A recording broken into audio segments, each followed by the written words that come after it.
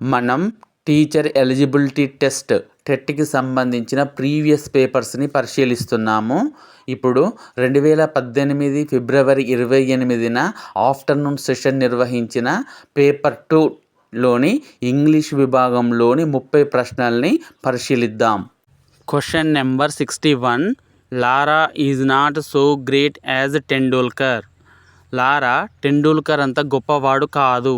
The comparative degree of this sentence is. ఇవ్వబడిన సెంటెన్స్కు సరైన కంపారిటివ్ డిగ్రీ ఏది అనేది ప్రశ్న. గమనించండి, మనకు డిగ్రీస్ ఆఫ్ కంపారిజన్లో 4 టైప్స్ ఉంటాయి. ఇది 4వ టైప్. ఇందులో కంపారిజన్ అనేది ఇద్దరు వ్యక్తుల మధ్య ఉంటుంది.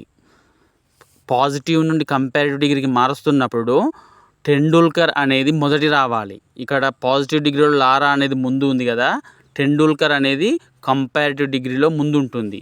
సో మనకి ఇవ్వబడిన 4 ఆప్షన్లో 1వ ఆప్షన్లో టెండూల్కర్ అనేది ఉన్నది. టెండూల్కర్ ఈజ్ గ్రేటర్ దాన్ లారా. ఇది సరైన సమాధానం.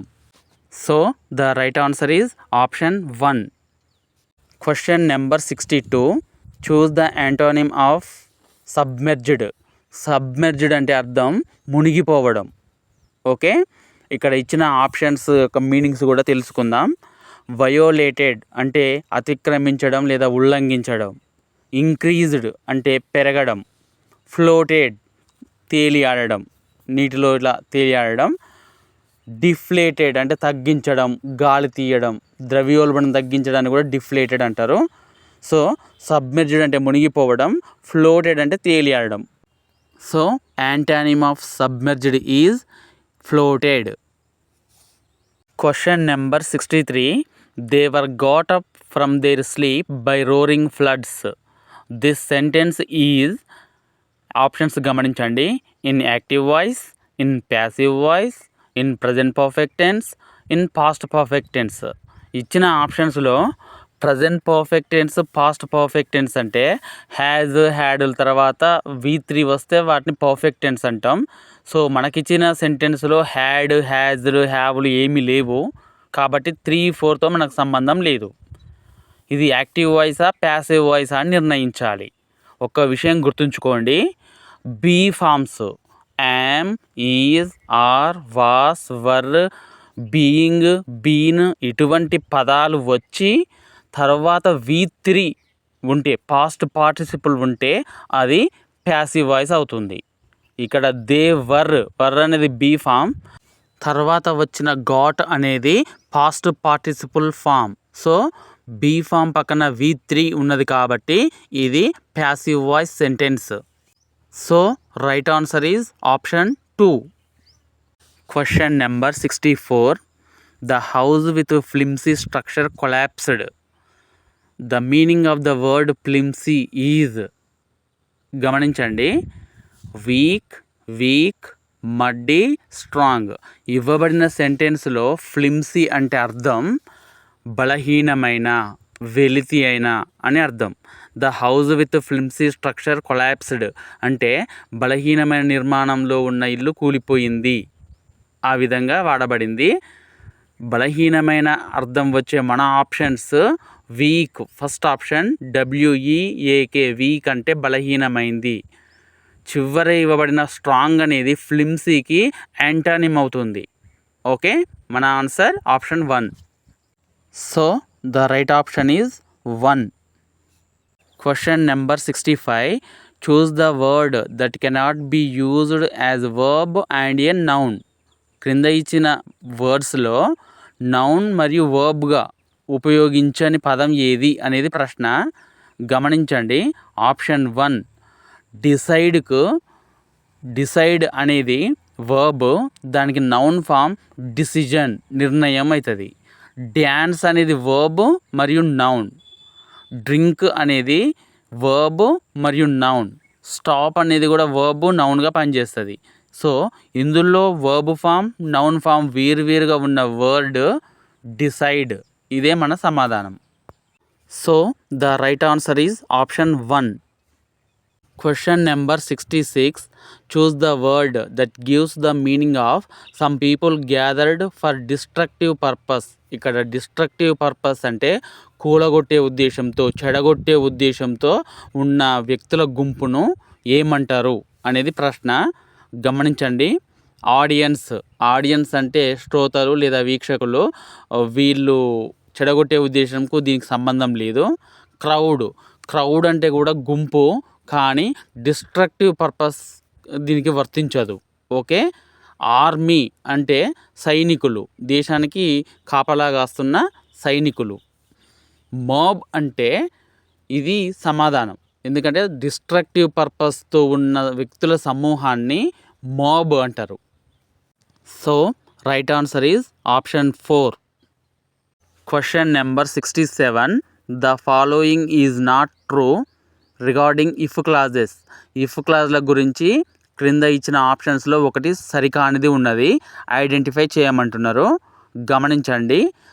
If clauses are also known as conditional clauses. ఇది సరి అయినదే, ఎందుకంటే ఇఫ్ క్లాజులను కండిషనల్ క్లాజెస్ అని కూడా అంటారు. రెండవది, and if clause can be placed either at the beginning or at the end of the main clause. సెంటెన్స్లో ఒకటి మెయిన్ క్లాజ్ ఉంటుంది, ఒకటి ఇఫ్ క్లాజ్ ఉంటుంది. అటువంటప్పుడు ఇఫ్ క్లాజ్ని మెయిన్ క్లాజ్ ముందైనా ఉంచవచ్చు, తర్వాత అయినా ఉంచవచ్చు. ఇది కూడా సరి అయినదే. If the if clause comes before the main clause it is followed by a comma. అవును, ఇఫ్ క్లాజ్ తర్వాత కామా పెట్టి మెయిన్ క్లాజ్ కంటిన్యూ చేస్తాం. నాలుగవది, and if clause cannot express a condition or a cause. ఇది సరి అయినది కాదు, ఎందుకంటే ఇఫ్ క్లాజ్ అనేది కండిషన్ని తెలియజేస్తుంది, ఒక కాజ్ను తెలియజేస్తుంది. సో నాలుగవ సెంటెన్స్ మనకు కావలసిన answer. So the right answer is option 4. Question number 68. We must plant a lot of trees. మనం చాలా చెట్లు తప్పకుండా నాటాలి. Here the word must is some obligation, A reason, A cause, A result. ఇక్కడ గమనించండి, మస్ట్ అనేది మోడల్ వర్బ్. ఇది ఒక స్ట్రాంగ్ ఆబ్లిగేషన్, డ్యూటీని తెలియజేస్తుంది. ఇక్కడ ఇచ్చిన 4 ఆప్షన్స్లో డ్యూటీ, ఆబ్లిగేషన్ అన్నది ఫస్ట్ ఆప్షన్. మస్ట్ అనేది రీజన్ కానీ, కాజ్ని కానీ, రిజల్ట్ని కానీ తెలియజేయదు, స్ట్రాంగ్ ఆబ్లిగేషన్ తెలియజేస్తుంది. So the right answer is option 1. Question number 69. We dined yesterday at dash Maurya Sheraton Hotel. Choose the correct article to fill in the blank. Options గమనించండి. A, and, the, no article is needed. గమనించండి, hotels పేర్ల ముందు the అనే article ఉపయోగించాలి. The grand hotel, the plaza hotel, the Maurya Sheraton hotel. ఈ విధంగా the అనే article ఇక్కడ మన సమాధానం. So right answer is option 3. Question number 70. Choose the sentence in positive degree. Positive డిగ్రీలో ఉన్న సెంటెన్స్ను ఐడెంటిఫై చేయమంటున్నారు. గమనించండి. No other battle of my life is so great as this. ఇక్కడ సో గ్రేట్ యాజ్ అనేది పాజిటివ్ డిగ్రీని తెలియజేసే స్ట్రక్చర్. సో 1వ సెంటెన్స్ పాజిటివ్ డిగ్రీలో ఉన్నది. 2వ sentence no house is big here. ఇక్కడ బిగ్ అనేది అడ్జెక్టివ్, కానీ డిగ్రీస్ ఆఫ్ కంపారిజన్లో ఉపయోగించబడలేదు. ఇది ఒక సింపుల్ సెంటెన్స్. 3వది there is no big house in this street. ఇది కూడా సేమ్ 2వ దానిలాగానే డిగ్రీస్ ఆఫ్ కంపారిజన్ లేదు. 4వది very few children watched the movie. ఇది కూడా డిగ్రీస్ ఆఫ్ కంపారిజన్ సెంటెన్స్ కాదు. 4 సెంటెన్స్లలో 1వ సెంటెన్స్ మాత్రమే డిగ్రీస్ ఆఫ్ కంపారిజన్ ఉన్నది, అది కూడా positive degree. So the right answer is option 1. Question number 71. The coach selected me dash my friend for tomorrow's match. Choose the correct compound prepositional phrase to fill in the blank in the sentence above. పైన ఇచ్చిన సెంటెన్స్లో ఆ బ్లాంక్లో fill చేయవలసిన compound preposition ఏది అనేది ప్రశ్న. ఇక్కడ ఇచ్చిన ఆప్షన్స్లో వాటి యొక్క మీనింగ్స్ తెలుసుకుందాం. ఇన్స్పైట్ ఆఫ్ అంటే అయినప్పటికీ. In spite of is hard work he failed అంటే కష్టపడి చదివినప్పటికీ ఫెయిల్ అయ్యాడు. ఆ విధంగా ఇన్స్పైట్ ఆఫ్ వాడతాం. ఇక్కడ ఇది అవసరం లేదు మనకు. ఇన్ ప్లేస్ ఆఫ్ అంటే ఇన్స్టెడ్ ఆఫ్ బదులుగా అని అర్థం. ఇక్కడ చూడండి, the coach selected me instead of లేదా in place of my friend అంటే నా స్నేహితుని స్థానంలో నన్ను సెలెక్ట్ చేశాడు. మీనింగ్ చాలా అర్థవంతంగా ఉన్నది. మూడవది చూద్దాం. అహెడ్ ఆఫ్ అంటే ముందుగా, నా స్నేహితుని కంటే ముందుగా నన్ను ఎంపిక చేశారు అనే అర్థంలో వాడవచ్చు. కానీ సెలెక్షన్ సినారియోలో ఆలోచిస్తే ఒకరి స్థానంలో ఎంపిక చేయడం అనేది ఎక్కువ అర్థవంతంగా ఉంటుంది. సో ఇది కూడా మనం పరిగణలోకి తీసుకోకూడదు. నాలుగవది by the way of. By the way of అంటే ఆ ప్రకారంగా, ఆ విధంగా అని అర్థం వస్తుంది. ఇక్కడ మన సెంటెన్స్కు ఇది సరిపోదు. సో సరైన సమాధానం ఇన్ ప్లేస్ ఆఫ్. కాబట్టి సరైన సమాధానం option 2. Question number 72. The bird will fly out if you dash the door of the cage open. Choose the correct verb form to fill in the blank. బ్లాంక్లో fill చేయవలసిన verb ఫామ్ని choose చేసుకోమంటున్నారు. ఇది if క్లాజ్లకు సంబంధించిన ప్రశ్న. గమనించండి. Leaves, would leave, leave, left. ఇక్కడ ఇఫ్ క్లాజ్కు సంబంధించి 3 కండిషనల్ క్లాజులు ఉంటాయి. అవి ఏంటిదంటే, ఇఫ్ క్లాజుల్లో సింపుల్ ప్రజెంట్ టెన్స్ ఉంటే మెయిన్ క్లాజులో సింపుల్ ఫ్యూచర్ ఉంటుంది. ఇఫ్ క్లాజ్లో సింపుల్ పాస్ట్ ఉంటే మెయిన్ క్లాజులో వుడ్, షుడ్, కుడ్ ఇటువంటి పదాలు వస్తాయి. ఇఫ్ క్లాజ్లో పాస్ట్ పర్ఫెక్ట్ ఉంటే మెయిన్ క్లాజులో షుడ్ హ్యావ్, కుడ్ హ్యావ్ అన్న పదాలు వస్తాయి. ఇక్కడ main clause the bird will fly out అని ఉంది కదా, ఇది సింపుల్ ఫ్యూచర్. ఓకే, అంటే ఇఫ్ క్లాజ్లో సింపుల్ ప్రజెంట్ టెన్స్ ఉండాలి. ఇది నియమం. గమనించండి, సబ్జెక్ట్ యూ ఉంది. ఇఫ్ తర్వాత యూ, తర్వాత వచ్చేది V1 అయి ఉండాలి. ఇచ్చిన వాటిలో లీవ్స్ అనేది V1, వుడ్ లీవ్ మనకు అవసరం లేదు. మూడవది లీవ్, ఇది కూడా V1. లెఫ్ట్ మనకు అవసరం లేదు. లీవ్స్ ఉంది, లీవ్ ఉంది. గమనించండి, లీవ్స్ అనేది థర్డ్ పర్సన్ సింగులర్ నెంబర్తో మాత్రమే ఉపయోగించాలి. హీ, షీ, ఇట్లతో మాత్రమే లీవ్స్ ఉపయోగించాలి. ఇక్కడ యూ అనేది సెకండ్ పర్సన్ ప్రొనౌన్ కాబట్టి లీవ్ అనే వర్బ్ ఉపయోగించాలి. సో మన సమాధానం లీవ్ అవుతుంది. The bird will fly out if you leave the door of the cage open. So the right answer is option 3. Question number 73. She was unable to attend the party. ఆమె పార్టీకి హాజరు కాలేకపోయింది. Dash her marriage engagement. ఆమె నిశ్చితార్థం. Choose the correct compound prepositional phrase to complete the meaning of the sentence above. పైన ఇచ్చిన sentence అర్థవంతంగా ఉండడానికి ఉపయోగించవలసిన కాంపౌండ్ ప్రిపోజిషనల్ ఫ్రేజ్ ఏది అనేది ప్రశ్న. ఇక్కడ ఇచ్చిన ఆప్షన్స్ అన్నీ కూడా కాంపౌండ్ ప్రిపోజిషన్స్. ఒక్కొక్క దాని అర్థం తెలుసుకుందాం. డ్యూ టు అంటే ఆ కారణంగా. ఇన్స్పైట్ ఆఫ్ అయినప్పటికీ. ఇక్కడ ఇన్స్పైట్ ఆఫ్ వాడాలి అంటే సందర్భం ఏం రావాలంటే, ఆమె నిశ్చితార్థ కార్యక్రమం ఉన్నప్పటికీ ఆమె పార్టీకి అటెండ్ అయితే ఇన్స్పైట్ ఆఫ్ రావాలి. In spite of her marriage engagement she attend the party అని వాడాలి. కానీ ఇక్కడ అది కాదు, అవసరం లేదు. ఇన్స్టెడ్ ఆఫ్ బదులుగా, ఇది ఇన్ ప్లేస్ ఆఫ్ అనే అర్థంలో వాడతాం. ఇక్కడ మనకి ఇది అవసరం లేదు. అలాంగ్ విత్ ఒకరితో వెళ్తే, టుగెదర్ విత్ కలిసిమెలిసి వెళ్తే అలాంగ్ విత్ వాడాలి. ఇక్కడ ఇది కూడా అవసరం లేదు. మనకు కావలసిన సరైన compound prepositional phrase option 1 due to. So the right answer is option 1. Question number 74. It's high time you dash this work. Choose the verb that fits the context. బ్లాంక్లో ఫిల్ చేయవలసిన సరైన వర్బ్ ఏది అనేది ప్రశ్న. ఇక్కడ ఒక ముఖ్యమైన విషయం గమనించండి. It's time, it's high time వంటి స్ట్రక్చర్స్ తర్వాత రావాల్సిన టెన్స్ సింపుల్ పాస్ట్. ఇది చాలా ముఖ్యమైనది. ఆప్షన్స్ గమనించండి. Finish, finished, will finish, would have finished. ఈ 4 ఆప్షన్స్లో సింపుల్ పాస్ట్ని తెలియజేసే verb form option 2 finished. It's time, it's high time you finished this work. నువ్వు ఈ పని పూర్తి చేయవలసిన సమయం ఆసన్నమైనది అని అర్థం. So right answer is option 2. Question number 75. Having done his homework పూర్తి చేసిన తర్వాత he went out to play, ఆడుకోవడానికి బయటికి వెళ్ళాడు.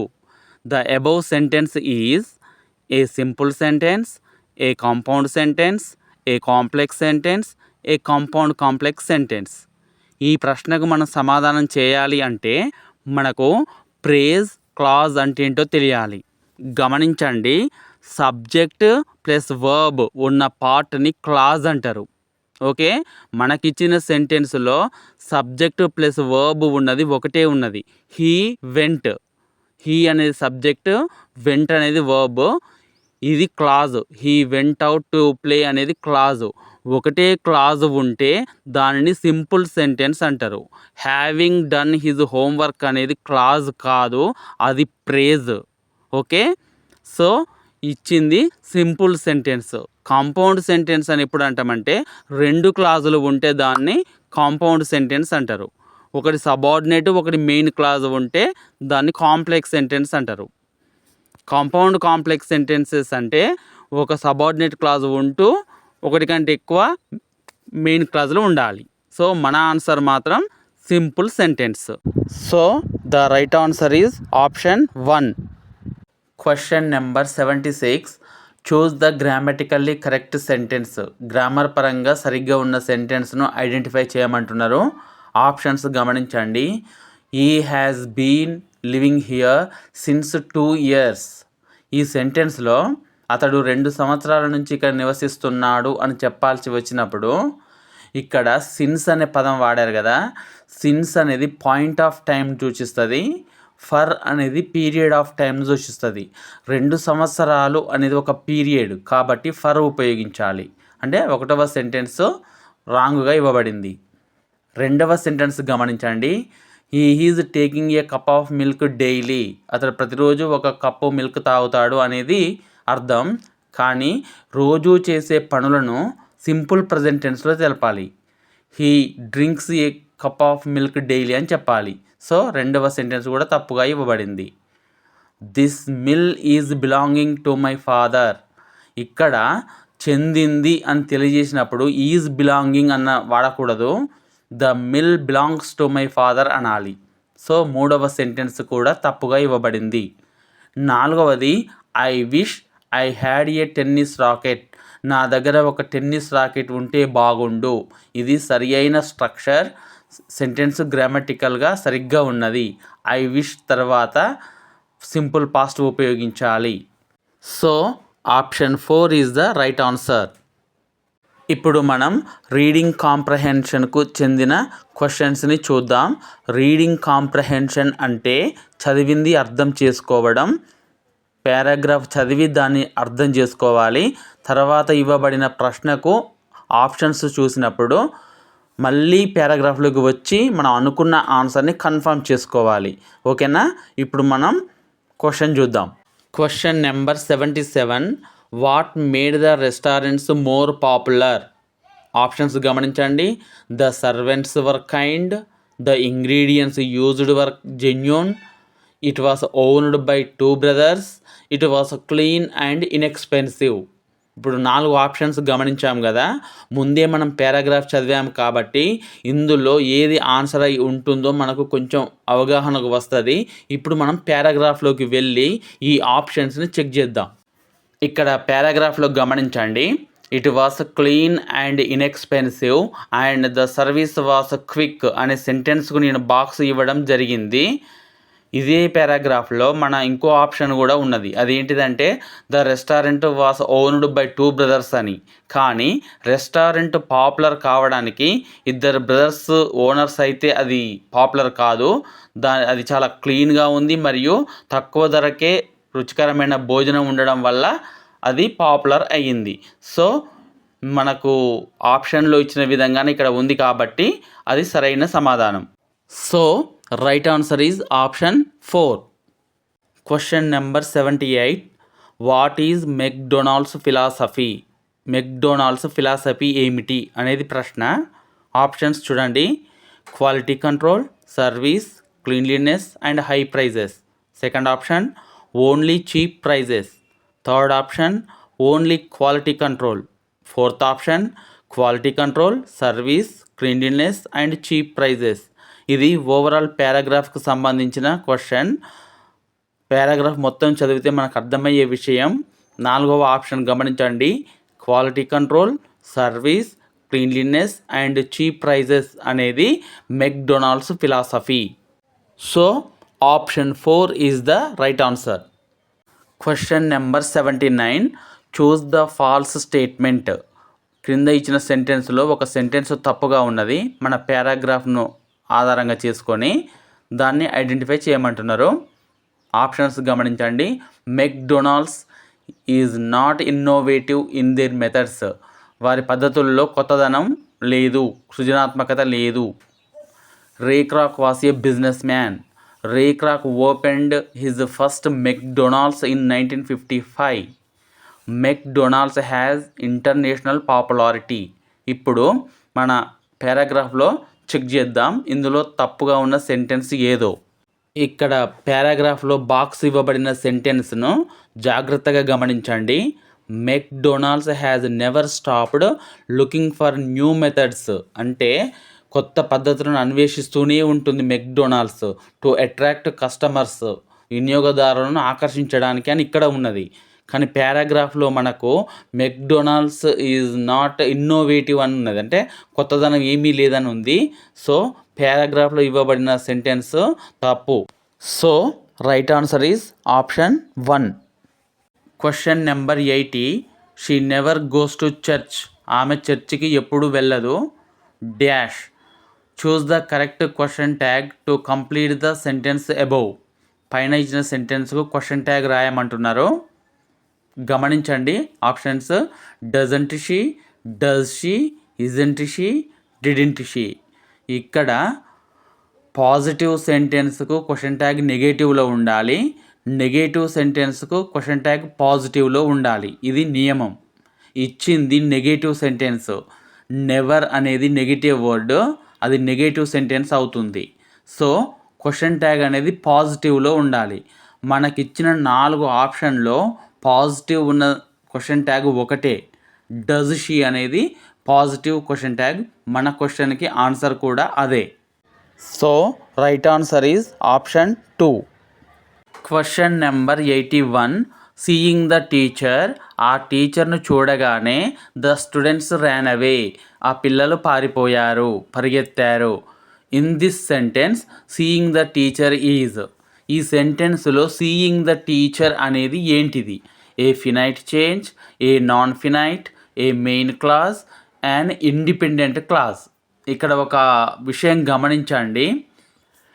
క్లాజ్ అంటే సబ్జెక్టు ప్లస్ వర్బ్ ఉన్నదాన్ని క్లాజ్ అంటారు. ఈ సెంటెన్స్లో సబ్జెక్టు ప్లస్ వర్బ్ కలిగింది ఒకటే ఉంది. ద స్టూడెంట్స్ ర్యాన్ అవే అనేది మాత్రమే క్లాజ్. సీయింగ్ ద టీచర్ అనేది ప్రేజ్. ఓకే, సో అది మెయిన్ క్లాజ్ కాదు. మెయిన్ క్లాజ్ అన్నా ఇండిపెండెంట్ క్లాజ్ అన్నా ఒకటే. ఇక్కడ ఆప్షన్స్ కన్ఫ్యూజ్ చేయడం కోసం ఇవ్వడం జరిగింది. A main clause and independent clause రెండు ఒకటే.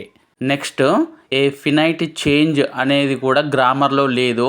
ఏ ఫినైట్ వర్బ్ ఉంది, ఏ ఫినైట్ క్లాజ్ ఉన్నది, కానీ ఫినైట్ చేంజ్ అనేది లేదు. సో ఇది అవసరం లేదు మనకు. తర్వాత నాన్ ఫినైట్స్ అనేవి present participle, past participle, perfect participle. వీటిని నాన్ ఫినైట్స్ అంటారు. ఎందుకంటే ఈ 3 పార్టిసిపుల్స్ని బట్టి టెన్స్ కానీ, నెంబర్ కానీ, జెండర్ కానీ డిసైడ్ కాదు. అందువల్ల వీటిని నాన్ ఫినైట్స్ అంటారు. మనకిచ్చిన సీయింగ్ ద టీచర్ అనేది ఎవరు చూశారు టీచర్ని, ఎంతమంది చూశారు, ఆ టెన్స్ ఏందనేది మనకు తెలియదు అది. సో అది ఒక ప్రేజ్, నాన్ ఫినైట్ ప్రేజ్ అది. ఓకే, సో మన సమాధానం non finite. So right answer is option 2. Question number 82. Sindhu is a teacher and Gopi a doctor. This is a simple sentence, a compound sentence, a complex sentence, a compound complex sentence. ఇవ్వబడిన sentence ఈ 4 ఆప్షన్స్లో దేనికి చెందుతుంది అనేది ప్రశ్న. గమనించండి, మనకి ఇవ్వబడిన సెంటెన్స్లో అండ్ అనే కంజంక్షన్ ఉన్నది. అండ్ అనే conjunction coordinate conjunction. Coordinate conjunctions గుర్తుపెట్టుకోవడానికి ఫ్యాన్ బాయ్స్ అనే ఒక కోడ్ ఉన్నది.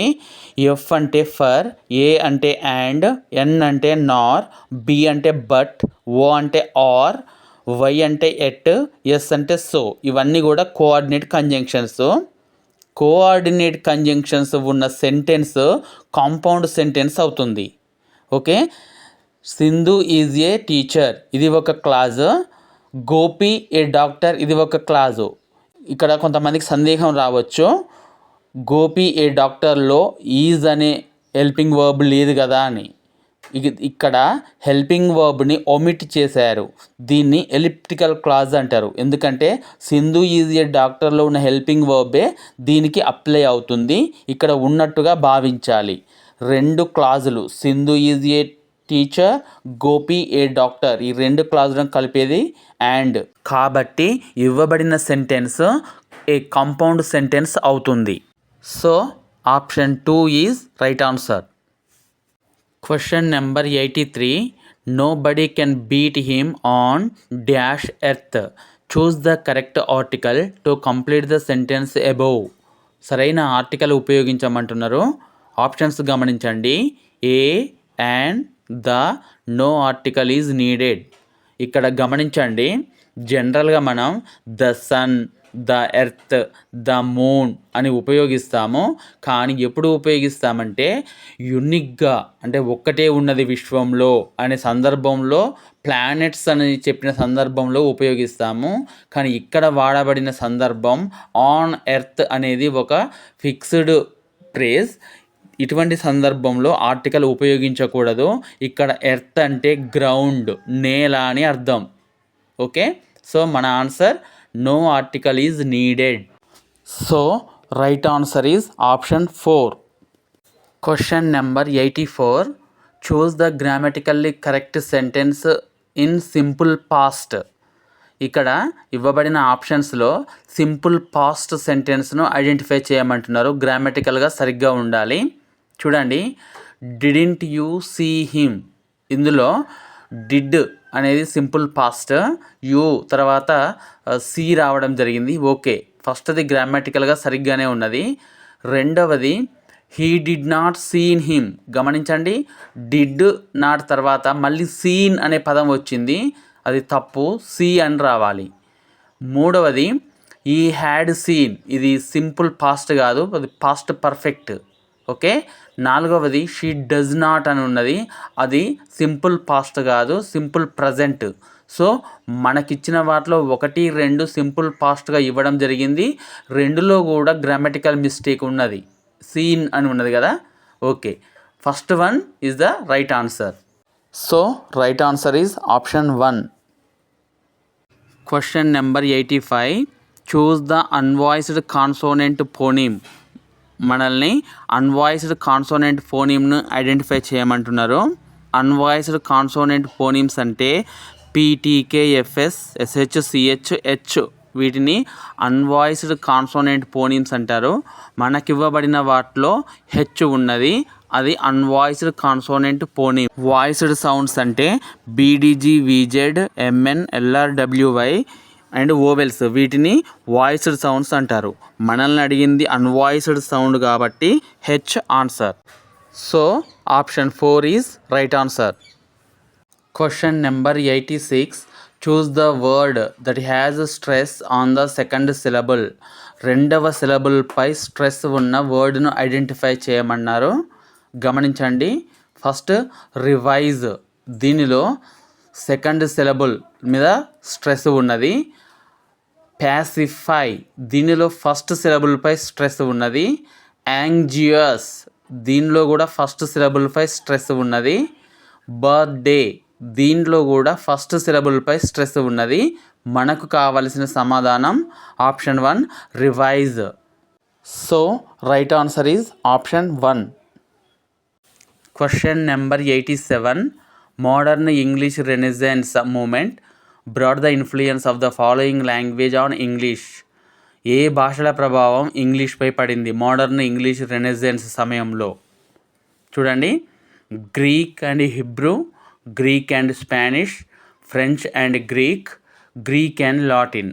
ఈ ప్రశ్నకు సమాధానం అఫీషియల్ కీ ప్రకారం గ్రీక్ అండ్ హిబ్రూ అని ఇవ్వబడింది, కానీ సరైన సమాధానం Greek and Latin. So the right answer is option 4. Question number 88. In locating a particular train in the railway timetable, the reading technique used is. Railway time టేబుల్లో మనకు కావాల్సిన train details తెలుసుకోవడానికి ఏ technique use చేస్తాము అనేది ప్రశ్న. Options గమనించండి. Extensive reading, intensive reading, skimming and scanning. ముందుగా మనం ఈ ఆప్షన్స్ గురించి తెలుసుకుందాం. ఎక్స్టెన్సివ్ రీడింగ్ అనేది చాలా విస్తృతమైనది. చాలా బుక్స్, నావెల్స్, సమాచారం కోసం చదివేదాన్ని ఎక్స్టెన్సివ్ రీడింగ్ అంటారు. ఈ రీడింగ్లో ఒక్కొక్కసారి మనం కొన్ని డీటెయిల్స్ మిస్ చేస్తూ ఉంటాం, అది ఎక్స్టెన్సివ్ రీడింగ్. ఇంటెన్సివ్ రీడింగ్ అనేది ఒక లీగల్ డాక్యుమెంట్ చదవడం లాంటిది. చాలా కేర్ఫుల్గా ప్రతి అంశాన్ని మనం పర్టికులర్గా చదువుతూ ఉంటాం. విద్యార్థులు ఎగ్జామ్స్ కోసం ప్రిపేర్ అవ్వడం లాంటిది, అది intensive reading. Okay, skimming and scanning ఈ రెండు కూడా ర్యాపిడ్ రీడింగ్ టెక్నిక్స్. కాకపోతే ఒక చిన్న తేడా ఉంది, గమనించండి. స్కిమ్మింగ్లో స్పీడ్గా చదువుతాం, కానీ మొత్తం చదువుతాం, సారాంశాన్ని అర్థం చేసుకుంటాం. ఒక నవల చదవడం లాంటిది, ఒక స్టోరీ చదవడం లాంటిది. ఓకే, స్కానింగ్లో మనం స్కిప్ చేస్తాం, కొన్నిటిని వదిలేసుకుంటూ వెళ్తాం. ఉదాహరణకు స్కాన్ అనే పదం చూడాలి, SCAN, స్కాన్ అనే పదాన్ని డిక్షనరీలో చూడాలంటే మనం డైరెక్ట్ ఎస్ దగ్గరికి వెళ్తాం, తర్వాత సి, తర్వాత ఏ అని వెతుకుతాం కదా, దాన్ని స్కానింగ్ ద్వారా మనం ఆ పదం వెతకడం అన్నమాట. డిక్షనరీలో వర్డ్ వెతకడం స్కానింగ్, ఒక నవల చదవడం స్కిమ్మింగ్. ఓకేనా? ఇప్పుడు మన క్వశ్చన్కి వద్దాం. మనకు కావాల్సిన ట్రైన్ టైం టేబుల్లో ఎలా వెతుకుతాం? చాలా వేగంగా వెళ్తాం, అన్ని పేర్లు చదువుకుంటూ వెళ్ళాం. ఓకేనా? సో దీనికి సమాధానం scanning. So the right answer is option 4. Question number 89. Curriculum is. Curriculum అంటే ఆప్షన్స్ గమనించండి. Everything A learner needs to do while on the course of study. అంటే చదువుకునే క్రమంలో ప్రతీది కూడా కరికులం, ప్రతీది అవసరమే అనేది ఒకటవది.